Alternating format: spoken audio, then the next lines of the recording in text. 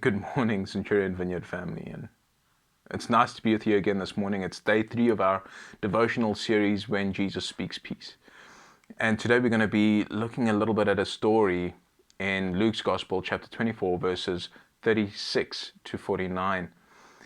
Let me start by asking a question. Have you ever been in a place where all your hopes, your dreams, your desires, everything you've been working towards for months, maybe even years, has come undone, and you don't know the why or the how of it?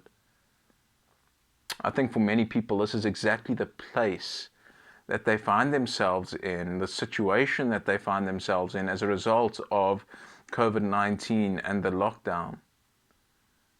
It's not a nice place to be in.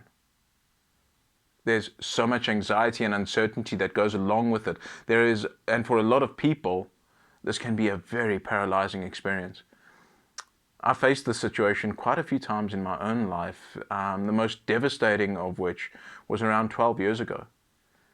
In the space of a few short months, it seemed my entire life came crashing down around my ears, and not only was I paralyzed, not knowing what to do, not knowing how to even begin to think about rebuilding, but I was suicidal at the same time.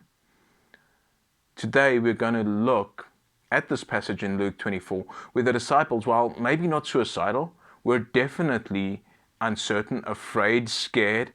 They were definitely paralyzed in place with fear.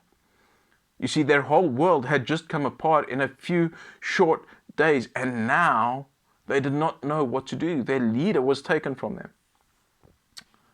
What's more, they're confused by the fact that nobody seems to know what has happened to Jesus, what has happened to his body. Mary Magdalene, Joanna, and a few of the other ladies have told them about the empty tomb and their encounter with the angels. Peter and John themselves have seen the empty tomb. And now Cleopas and another one of their friends have just come back from Emmaus and told them that they've just had a nice chat and a good meal with Jesus. Nothing makes sense anymore. And they could still be in danger of facing the same fate that Jesus did, of being crucified for being associated with him.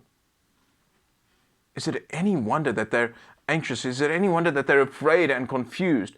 That they're in this room with the doors locked and the windows shut?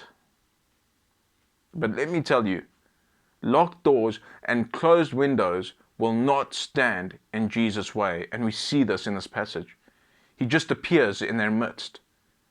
It would be kind of like me appearing right next to you now as you're listening or watching this clip. Do me a favor, look to your left. I gotcha. But imagine if that were really to happen. You'd kind of be freaked out, wouldn't you? It kind of explains the disciples' reaction as well. They are scared. They think they're seeing a ghost, and into that anxiety, into that fear, into that confusion, Jesus speaks. Peace be with you, he says again. What he is saying to the disciples is, be calm, be restful, quiet your hearts, quiet your minds. Give me a place to speak.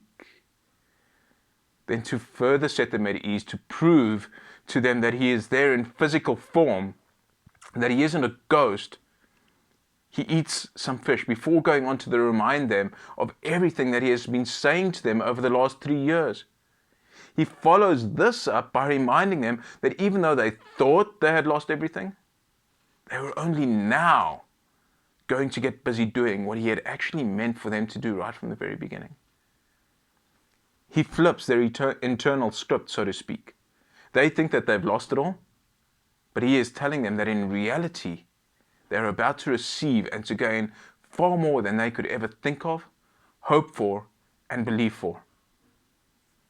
Now, when I was in that place that I spoke about earlier, confused, hurting, depressed, even angry, suicidal, Jesus showed up one day and he spoke to me. I could almost audibly hear his voice speaking to me. He reminded me of his plan and his purpose for me. He reminded me that he wasn't done with me yet. It's funny. I can still remember that sense of peace that came over me that day. And it remained with me for a few days after this encounter with Him.